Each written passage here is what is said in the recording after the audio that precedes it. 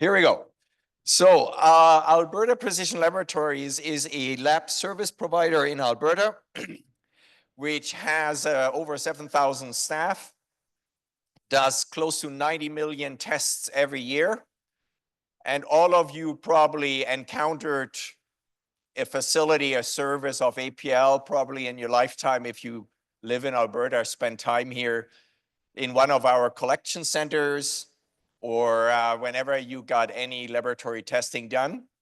It runs through our operations, and we have 125 sites across the whole province where we have various levels of activities related to laboratory diagnostics, 60 patient centers, service centers, and also collection centers in hospitals, and staff which does all this transportation logistics between this geographically diverse landscape of Alberta. So when a sample is collected in High Prairie and requires testing done only in Calgary, we are operating how the sample finds its way through the province. And one important strength of APL is that we are built on one health information system.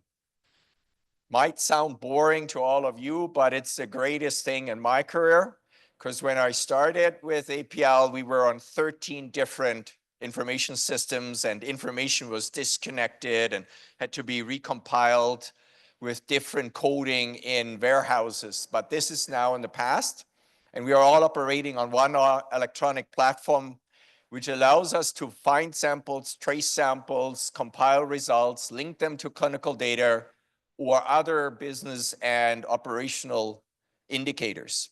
The next slide, please. So APL is committed to support research and innovation in the province of Alberta and beyond. We have many, many ongoing activities and partnerships, and Brad Shopland is here in the audience, who oversees, as the director, the clinical trial and research operations for APL. At any given time, we're supporting more than 1,500 research and trial activities and projects. In average, over 300 new projects are started every year, so in average one a day coming to APL. And our scope of support is very, very broad. So the research question or the innovation question can be very, very variable, from clearly diagnostic validation or risk stratification, or supporting drug trials with the laboratory testing, which are observational or primary or secondary endpoints, which is actually the largest activity, is supporting clinical drug trials or interventional trials. But it's also a big part is generating data or providing data through regulatory review processes for new diagnostic devices, which get validated or need data packages for Health Canada approval. And there are also data related to the analytical validity of tests, for example, how they perform in different clinical contexts of use, whether they are operated patient near or in a core lab or at -40 or +40. Various scenarios or questions can be supported and addressed. Next slide, please. And that is great, but it also poses the challenge to innovators to clearly define what their need is. We often meet with innovators and they say, we have a great idea for a diagnostic. How do we sell this? And there's a lot of aspects you need to first look at to answer that question, because you can sell everything. Just look at Amazon, right? Everything can be sold. Whether it's useful or not, and whether it is useful is in the eye of the beholder. Something which might be not useful in the publicly funded healthcare system in Canada or in Alberta in particular is a big selling ticket item in the south of the US. I'm just making that up. But so there are processes depending on what your need in your stage of development is, and I will go into that in detail, which require different agreements and avenues of accessing the resources and assets APL can offer you. And the services we can provide is, of course, access to facilities under certain circumstances where Clinical grade testing happens. For validation, so comparing to standard of practice or gold standards, pure research collaborations where we want to invent something together, which is an unmet need in our services. Hand over material, there's a process for material transfer agreements. We have an intake to request laboratory data under certain conditions. We can hand over data under certain conditions through data sharing agreements. We are accredited and certified to support regulatory clinical trials. We can just help you and consult you in your questions. We have, as I said, a broad range of expertise and staff we can tap into in giving guidance. And we also do just simple third-party services. You say, I need this, we have a fee schedule, and we do the service, and you take away all your knowledge and data resulting from that. Next slide. Oh, do we have to click for everything? No. So we have various capacities in this, which is we support. We have translational research spaces where we have beta testing capabilities for certain devices. We do this in partnership with multinationals. We have and support the public health lab. So a lot of infectious disease diagnostics, point of care is operated in that. We support classical tissue processing and staining, which a lot of academic researchers require for biomarker discovery. We also support the Alberta programs for cell therapy and transfusion medicine, which is a big area in cell and blood products, for example. There is in Calgary in particular, a diagnostic manufacturing prototyping facility directly attached to our operation, which is the ACAT facility at the UofC. Next slide. So we have a website, which is amazing. And there is research and innovation, and you could go there, but you could also just email Brad or myself or anybody you know in the system, and we navigate it through the system and say, I need this or that. And then we will help you guiding and stick handling this. And the better your understanding is of what you need, the more efficient that process is. But not uncommon, we get very broad requests, and then we usually set up a meeting and try to understand where you stand and then how we can uplift you to the next stage. Please proceed with the slides. Let's see what there happens then. And Brad's team, which oversees this, has streamlined these intakes depending also on the context. Are you an academic researcher affiliated with a post-secondary institution in Alberta? Is relevant to know because those institutions have an affiliation agreement with APL, and you can access the ethics research boards and submit certain activities which support development of products through academic research. Many grants now are dual, not purely discovery research, but also economic development. Genome Canada and Genome Alberta makes that a requirement, for example. And many are driven by academic PIs, and we have established processes how they access data, samples, core resources at an academic rate of services, for example. So when you're an industry partner in a regulatory clinical trials environment, the relationships look different and contracts are negotiated differently, for example, in the North through NACTRAC. So it really depends in what context you come and what your needs are and what the purpose is and what will be transitioned, purely services, data, material. And there are, for the reference, intake email addresses and the tools how you can access these services. Next slide. So frequent questions we get as an example is, do I need consent? Do I need ethics? Do I need certain service agreements? And all this, the answer is, it depends. It depends on your situation, on your scenario, on what you want to do in this next step. Not what your ultimate goal is, because usually the development and the partnership is incremental. First, you need some de-identified samples for proof of principle. Then you need a controlled trial. Then you need a trial meeting regulatory standards. And those are different scopes and relationships where you need different forms of agreement and approval. And we can help you and guide you through this and talk to you. And often we just do it for free. Next slide, please. As an example, do you need consent? Really depends. When you work, for example, with remnant samples, totally de-anonymized, de-identified, consent is frequently waived. And consent and ethics are two different things. You need ethics, but no consent frequently for academic de-identified research.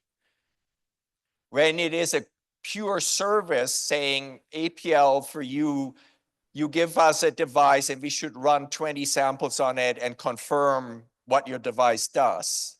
You don't need consent or ethics. It's a pure validation service. When you do an intervention on a patient or you want their data, you may likely need consent. When you want their remnant samples and do with the samples whatever you want to do, you definitely need consent from them. And there is various ways how you can obtain consent, prospectively and retrospectively, right? So obtaining consent is possible, but a complete different level of complexity in certain settings. And there are ways you can talk to ethics board about this question and they can consult you. And there are ways how you can adjust your research design to not requiring consent, for example. Next slide, please. Similar with ethics, and there is, Alberta Innovates has developed a very handy tool for a rapid ethics assessment. Also, the ethics boards have informal intake and say, here's what I want to do. Do you think I need ethics? And frequently, a perception is, oh, only academic researchers need ethics, which is not true. Even if you're a company in the community, there is a community ethics board. You can acquire ethics as a commercial entity without any affiliation to the universities in Alberta. Large companies and organizations often have their own internal ethics boards with external appointed consultants who do ethics reviews and then provide ethics review opinions to whatever stakeholder they work with. AHS has an ethics and medical and clinical ethics team which can do assessments. So there's various avenues to pursue ethics review in Alberta and other jurisdictions. Next slide. And a frequent question is, can I get healthcare data? So Alberta advertises itself as the only province with one health record and an enormous amount of data, which is true. But Alberta also has amongst the strictest health privacy legislation. So accessing identifiable health data has a lot of hurdles to pass, but is also not impossible. The easiest way is you get consent. Right, we consent to Google and Apple all the time that they get everything about us. Have you ever read their consent sheet and then accept it? Right, nobody does that when you update your iPhone. So while they collect consent, which is, I think, not really informed, but so you might run into ethics when you send out something like that and entice people to press just yes, then you might not get ethics. So ethics will review how you collect consent, informed consent. That's where those two then interrelate. But de-identifiable information and remnant samples, which pose minimal risk to patients to use, is relatively easy to facilitate, to access them for your purposes. If you're in the business of tissue brokers who said, we want all your remnant tissue and we sell it on the market, that's not going to go without consent, right? For example. So there are guidance of where you fit in these categories of how sensitive your data are. And when you plan your validation or research work or your development work, think strongly about what data you really need. And when you need identifiable data, like follow up on an individual patient because outcome is your most important endpoint, you need to design research in a prospective manner, likely. Next slide. Okay, so but Alberta is still a very good place to do this for the reasons you're all aware of, and you're likely all here. And we have developed and have been funded by Alberta Innovates to develop a system where we can take in innovators at any stage of your innovation journey. And some of you may know this is your whole life career, 25 years until you launch a product. But our structure is to support you just to get to the next stage. As you all know from business school, 98 of the ideas die, right? 70% of all investments go nowhere. And one of our main purposes is also to make you or give you the information to fail early and quick, to abandon an idea, a context of use for your product quickly before you go down in futile attempts. That's one strength we think we can contribute. And another important point is your value proposition is context dependent. Something which doesn't have any perceived value in the Canadian healthcare system might be really good in a different context. A certain technology initially thought in a great market might be valuable in a smaller market and different context, but have very high value in that. And that is the value framework assessment, which is also part of what we do for diagnostics to help you generate the data to assess the value of what you do in the right context at the time of development. The next slide. And for diagnostics, just as a reminder, ultimately you have to show not only that your diagnostics works and can measure what you say it measures, that's analytical validity, that actually what you measure is associated with something clinical, that's clinical validity, and that actually what you measure clinically triggers an action which has a benefit. That's clinical utility. And there are many, many, many of our tests have analytical validity, most have clinical validity, and few have clinical utility. Many test results are, I make you feel good, right? Some tests even, you know what you have, it gives you peace of mind, but there's nothing it can be done about. So that's low clinical utility at the moment. And ideally, you have a test which is of very high value in all three areas.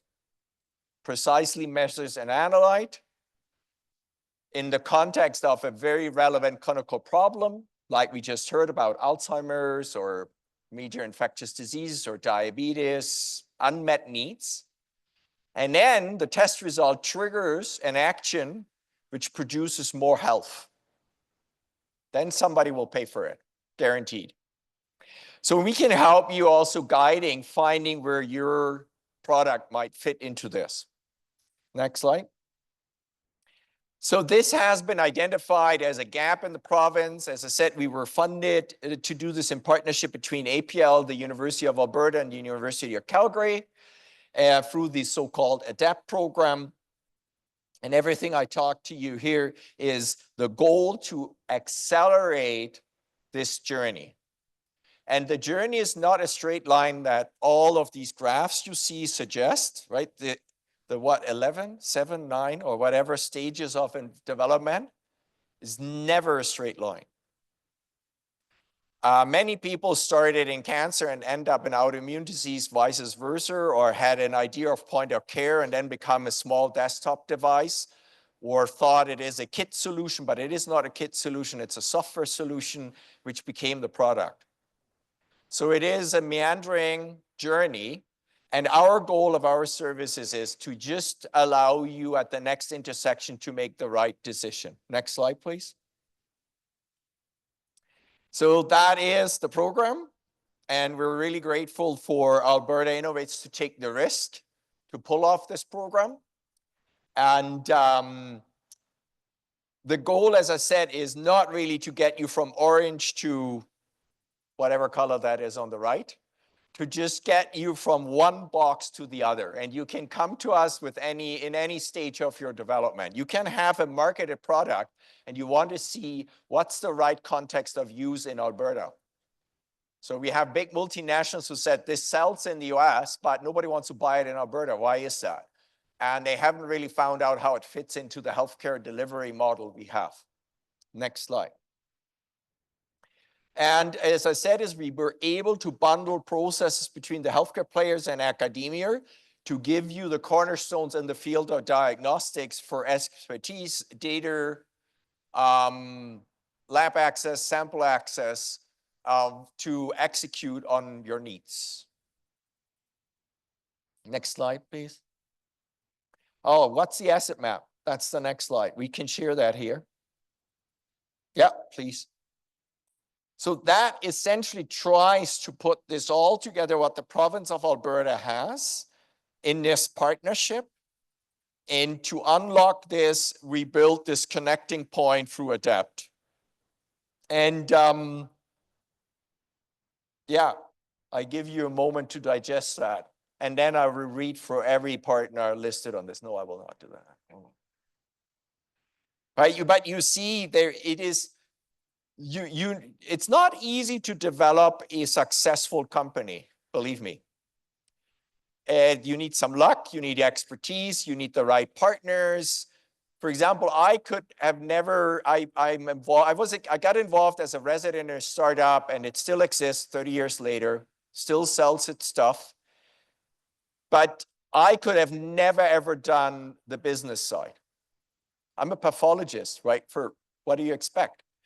And but the other partners in it were just good at that. And then we had a technical guy who did all the patent filing and the prototype development and everything for that device. So you need the right dose and you need to know where to find the other guidance and assets in this, because you cannot, as a startup, hire people with all these expertise. And that's where we try to help. And there's a lot of assets in the province. It's all out there, right? It's like Home Depot. You just need to find the right aisle. And we're the guys with the orange apron. Next slide. And we have done over the last 3 years, and here's a list of the various projects we supported. And it really was from 2 researchers and an idea towards working with Thermo Fisher and bioMérieux and Roche Diagnostics, all for similar needs in a different context to a different scale. And it's really very custom. There is not one handbook. Next slide. So the opportunity going forward for all of us is to help you in what you do and for us just to accelerate what you want to achieve through these services, and accelerate for the reason that you don't waste your time, your money going down a dead end, ideally. And I know it's especially for researchers, it is it's very emotional when you have made a discovery and you have an idea and you say you want to use it there, and then somebody like me comes and says, well, that's never going to work. I mean, and you're primed as a researcher and an innovator to never give up. But that's not giving up, that's just pivoting. So flex on the dime to find the opportunity. That's the goal, to accelerate this through this program. Next slide. And then the last thing where I illustrate this point again, and Brad made this slide, is, so a diagnostic test You just need to find out in what context somebody's going to pay for it. And everybody cites the diagnostic market is, I don't know, 38 billion globally, 55 billion globally, right? And that is when you add up Quest Laboratories, LabCorp, Sonic, Mayo Laboratories, and probably APL. That's 90% of that. But I can tell you, all that dollar volume is paying staff and sample transportation. It's not testing.